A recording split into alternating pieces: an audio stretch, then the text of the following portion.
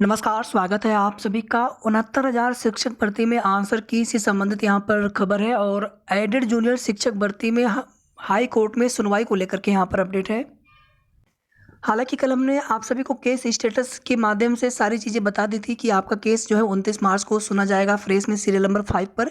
यहाँ पर cause list दिखाएंगे और साथ ही साथ पीएनपी सचिव महोदय की तरफ से एक नया स्टे वेकेशन कल की डेट में फाइल किया गया है और इसके बाद हम लोग लोक सेवा आयोग से एपीएस, आरओ, एआरओ और एलटी ग्रेड की नई भर्ती के विज्ञापन को लेकर के बात करेंगे।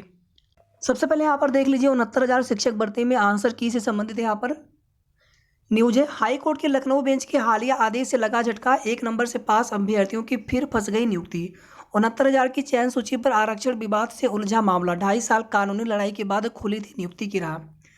अगर आप देखेंगे तो जो 6800 लिस्ट के अभ्यर्थी हैं उनके द्वारा शिक्षा मंत्री जी के आवास का घेराव किया गया था, उनको भी आश्वासन मिला है, 20 दिन का समय मांगा गया है शिक्षा मंत्री जी की तरफ से।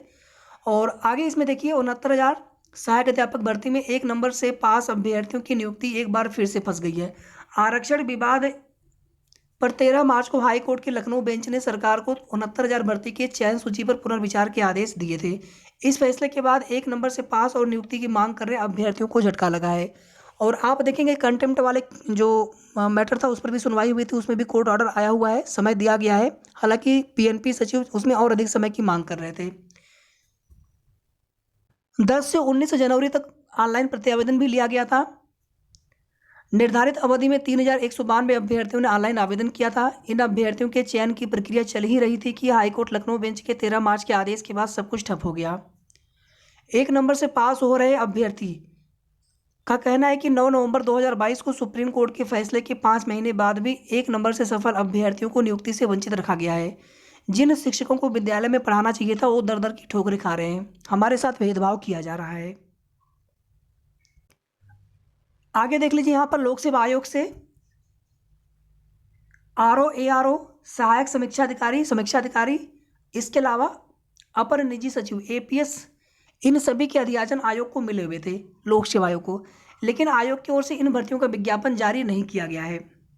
भर्तियां न होने से तैयारी कर रहे प्रतियोगी छात्र परेशान है। सोमवार को प्रतियोगी छात्र मोर्चा के अध्यक्ष के नेतृत्व में प्रदर्शन कर रहे युवाओं ने बताया कि आयोग में कई बार ज्ञापन दिया जा चुका है लेकिन भर्ती प्रक्रिया शुरू नहीं की जा रही है।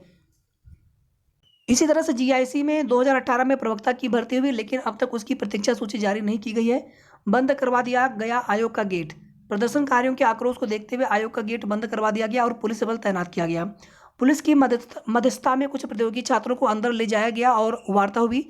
आयोग के उप सचिव विनोद गौड़ ने बताया कि आरओ, एआरओ, एपीएस, एलटी, प्रवक्ता भर्ती आदि का जो अध्याचन आया था उसे वापस कर दिया गया है। इन सभी भर्तियों में समकक्षता की स्थिति स्पष्ट नहीं थी।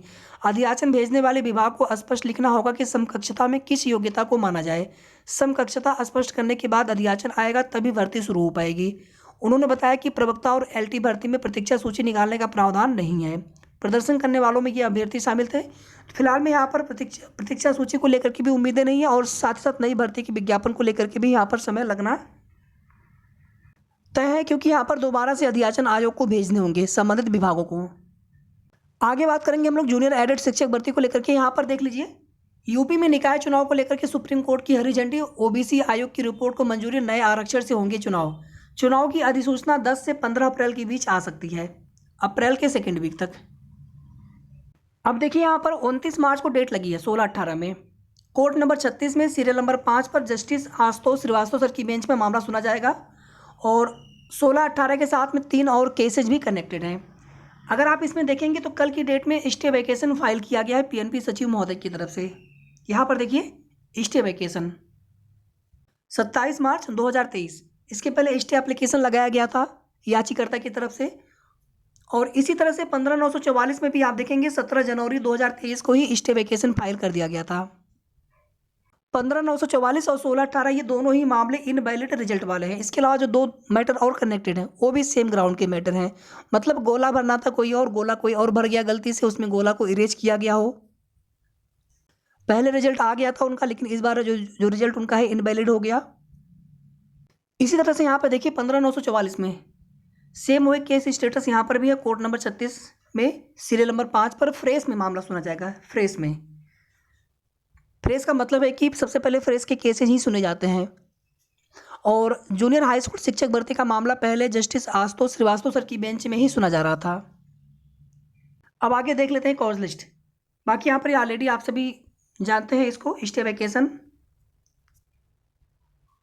अब देखिए यहाँ पर 15/9/944 में पहले की तरह जो भी केसेस थे वो सभी के सभी देखिए यहाँ पर कनेक्टेड दिखा रहे होंगे, लेकिन 16/18 में 3 ही केसेस कनेक्टेड हैं, एक 4163 वाला, एक 3536 वाला और एक आपका 15/944 वाला, जो कि 16/18 के साथ में कनेक्टेड है।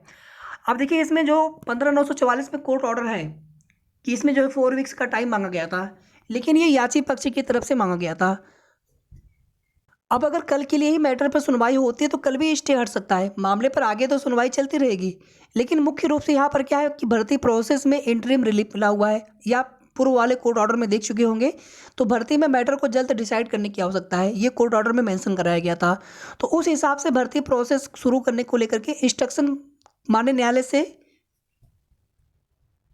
लेना है या फिर इंस्ट्रक्शन मिलना है, और उसी को लेकर के यहाँ पर मजबूत पैरवी पीएनपी सचिव महोदय की तरफ से, चाहे थर्ड पार्टी के जो साथी हैं उनकी अधिवक्ता के माध्यम से की जाएगी। याची पक्ष की अधिवक्ता अपना पक्ष रखेंगे। कुल मिलाकर के साथियों अभी भी पूरी उम्मीद है कि आपकी भर्ती प्रक्रिया 10 अप्रैल से पहले अप्रैल की फर्स्ट वीक में अगर सब कुछ ठीक रहा, बाकी उम्मीद पहले से कुछ भी करना कहीं ना कहीं उचित नहीं है, और उम्मीदें इतनी बार टूट चुकी हैं कि अब उम्मीद ही नहीं कर सकते हैं। बस यहाँ पर हम लोग अपने इष्ट देव से प्रार्थना करेंगे कि आपकी भर्ती प्रोसेस जल्द शुरू हो, जो भी कोर्ट वाला मैटर है वो आगे भी देखिए चलते रहेंगे, या तो देखिए कल मैटर डिसाइड ही हो जाए। छोटी सी भर्ती है और कितना समय इस भर्ती में लग चुका है ऑलरेडी। यहाँ पर देखिए कोर्ट नंबर 36 की कॉज लिस्ट है, ये honourable justice Ashutosh Srivastava sir की बेंच है। 10 बजे से सुनवाई स्टार्ट होगी 29 मार्च की डेट में, और यहाँ पर आप देखेंगे सीरियल नंबर 5 पे मामला लगा हुआ है, रीट ए 16/18/2023 ओमवीर सिंह, और इन्हीं के साथ में 4163/2022, 15944/2022 और 3536/2023 सभी में सिंगल याचिकाकर्ता है, और सभी ये जो मैटर है इनवैलिड रिजल्ट वाले हैं। तो फ्रेश में केस लिस्टेड होने का मतलब है कि जल्दी सुनवाई हो जाएगी, 11 बजे से पहले या 11 बजे तक सुनवाई हो जाएगी। बस यहाँ पर प्रॉपर सुनवाई हो जाए, सरकारी अधिवक्ता महोदय उपस्थित हों पैरवी करने के लिए, कल का दिन आप सभी के लिए अच्छा हो। यहाँ पर देखिए जो याची है उनसे कोई विरोध किसी का नहीं होना चाहिए, वो अपने न्याय के लिए लड़ रहे हैं, लेकिन यहाँ पर उन कोर्ट केस की वजह से जो अभ्यर्थी भर्ती पूरी होने का इंतजार कर रहे हैं, तो कहीं ना कहीं उन अभ्यर्थियों का इंतजार बढ़ता जा रहा है। तो उन अभ्यर्थियों का इंतजार यहाँ पर समाप्त हो, भर्ती प्रोसेस शुरू हो। आचार संहिता से कोई प्रभाव नहीं पड़ना है, क्योंकि यहाँ पर भर्ती में जब कोई नया शासनादेश या फिर नियुक्ति पत्र वितरण समारोह आदि होते हैं वहाँ पर दिक्कतें होती हैं। आपकी भर्ती प्रक्रिया शुरू होना आवश्यक है। तो ये कुल मिलाकर के अपडेट थी। शेष आगे की जो भी ऑथेंटिक सही जानकारी होगी समय समय पर आप सभी को हमारे चैनल के माध्यम से अपडेट मिलती रहेगी। धन्यवाद।